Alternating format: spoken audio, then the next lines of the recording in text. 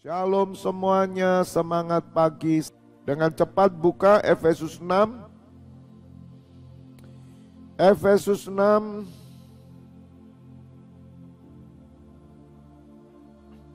ayat 10. Akhirnya hendaklah kamu kuat di dalam Tuhan, di dalam kekuatan kuasanya. Kenakanlah seluruh perlengkapan senjata Allah supaya kamu dapat bertahan melawan tipu muslihat iblis.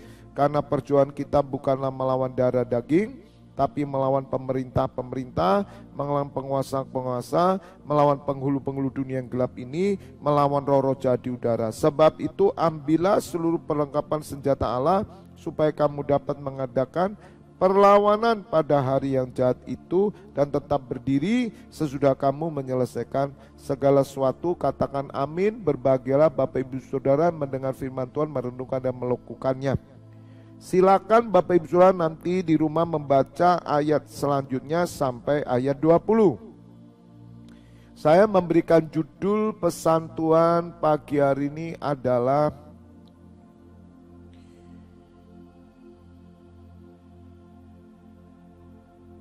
hati-hati dengan yang jahat. Sekali lagi, hati-hati dengan yang jahat.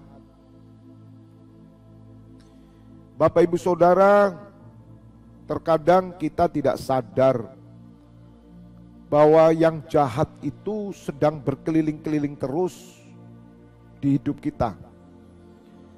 Firman Tuhan berkata bahwa hari-hari ini jahat. Dan Rasul Paulus menasihati jemaat supaya melawan yang jahat. Melawan yang jahat ini bukan dengan kekuatan manusia,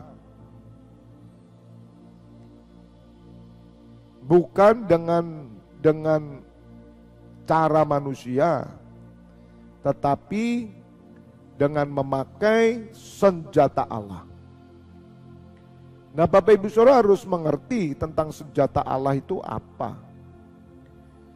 Jadi senjata Allah itu bukan hanya saudara menengking sana, menengking sini. Bahkan banyak orang latah dengan nama Yesus. Karena mereka sesungguhnya tidak punya perlengkapan senjata Allah dan latah itu tidak menghasilkan kuasa. Karena itu tanpa sadar latah saudara. Tapi kalau dengan kesadaran penuh saudara menyebut nama itu dengan tidak sembarangan, maka itu punya kuasa. Jadi Bapak Ibu Saudara, kita harus berhati-hati dengan yang jahat. Sebab Rasul Paulus menjelaskan, musuh kita bukan darah daging, tapi roh jahat. Saudara, jangan kita takabur, jangan kita lengah lalai. Roh jahat itu hanya bisa dikalahkan dengan perlengkapan senjata Allah. Sekali lagi, perlengkapan senjata Allah bukan sekedar tengking sana, tengking sini. Tetapi perlengkapan senjata Allah itu adalah iman, firman, keadilan, dan kebenaran, menjadi saksi Kristus, dan doa dengan bahasa roh maupun akal budi. Bapak Ibu Saudara, itu perlengkapan senjata Allah. Saya ulangi, senjata Allah bukan sekedar tengking sini, tengking sana, ada gambar lukisan menakutkan di tengking, ada guci yang kuno ditengking, dipecahi, ada barang antik ditengking, ada pohon beringin ditengking semuanya, pohon bonsai ditengking, bukan itu. Percuma saudara membersihkan satu rumah, tapi rumah itu penuh dengan kejahatan. Percuma. Jadi Bapak Ibu Saudara harus menjelaskan kalau orang mau bersih rumahnya, maka yang bersih itu adalah orang yang tinggal di rumahnya. Saya ulangi, senjata Allah itu yang pertama iman, yang kedua adalah firman, yang ketiga adalah keadilan, keempat adalah kebenaran, kelima adalah menjadi saksi Kristus, keenam adalah doa, bahasa roh, terutama mereka yang memiliki bahasa roh, dan doa akal budi.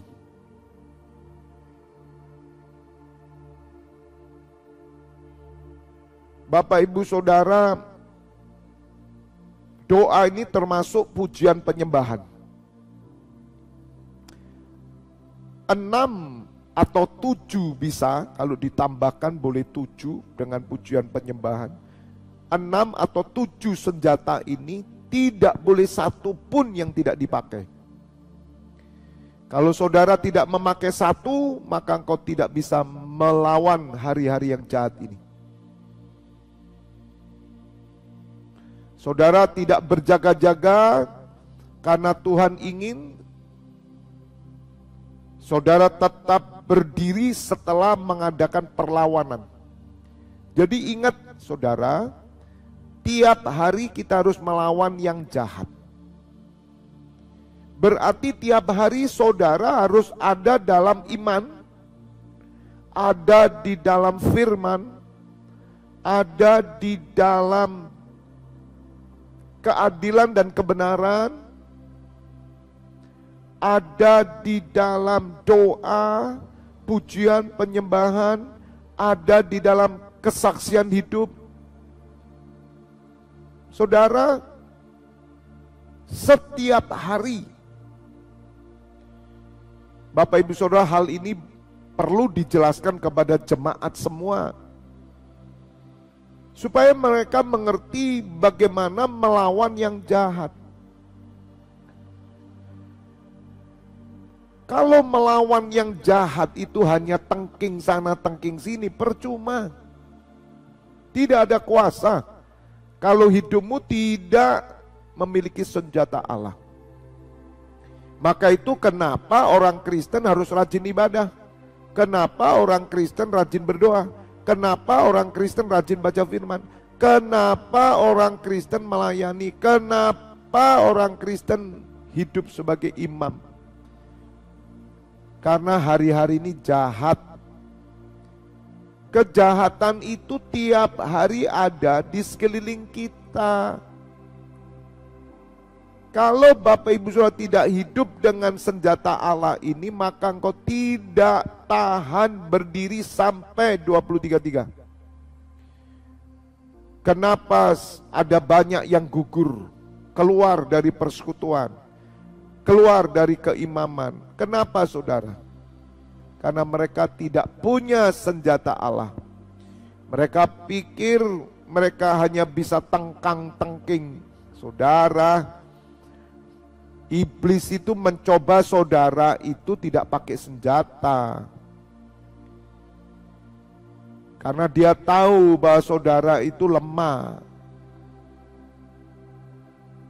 Bapak Ibu Saudara dengar, syarat orang selamat mendapat mahkota duduk bersama Tuhan Yesus Dia harus tetap berdiri setelah mengadakan perlawanan. Jadi orang Kristen itu tiap hari harus melawan yang jahat dengan apa? Hidup dalam iman, hidup dalam firman, hidup dalam pujian penyembahan doa, hidup di dalam pengajaran, hidup di dalam ibadah, hidup di dalam keadilan kebenaran, hidup menjadi saksi Kristus.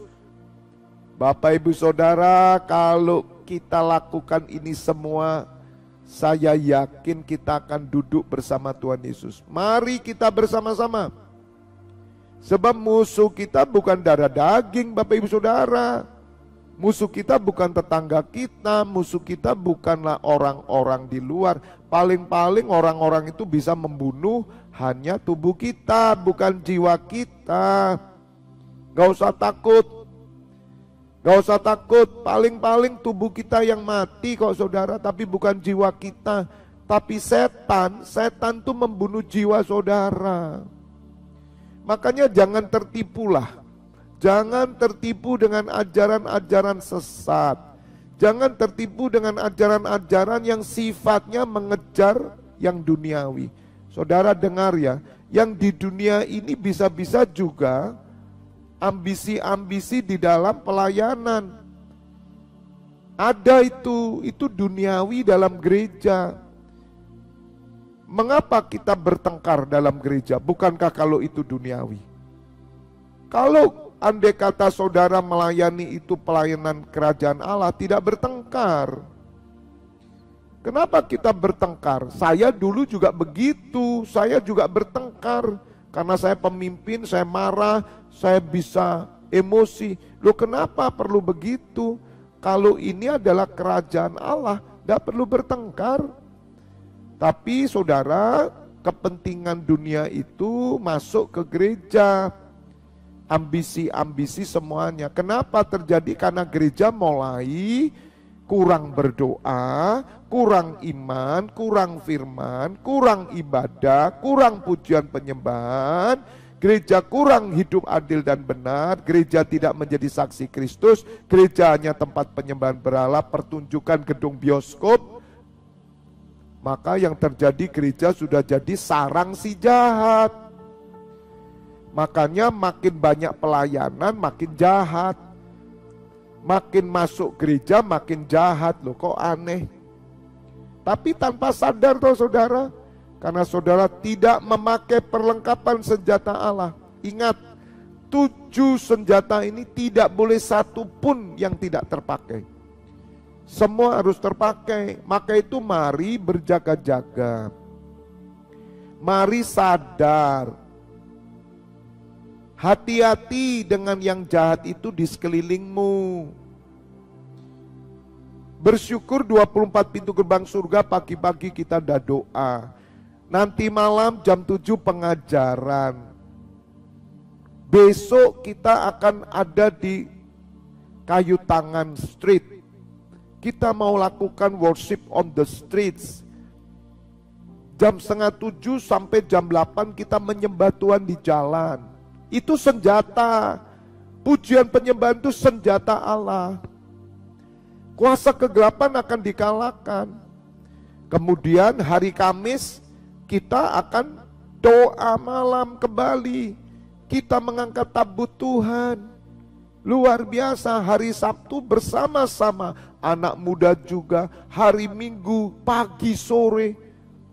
Kemudian hari Senin kembali kita berdoa 24 pintu gerbang surga. Saudara, kita akan tetap teguh berdiri sampai Tuhan Yesus datang. Bahkan 2033 kita akan melihat karya kemuliaan Bapa. Hati-hati dengan yang jahat. Jangan lupa 7 senjata Allah atau 6 itu pakai terus. God bless you all.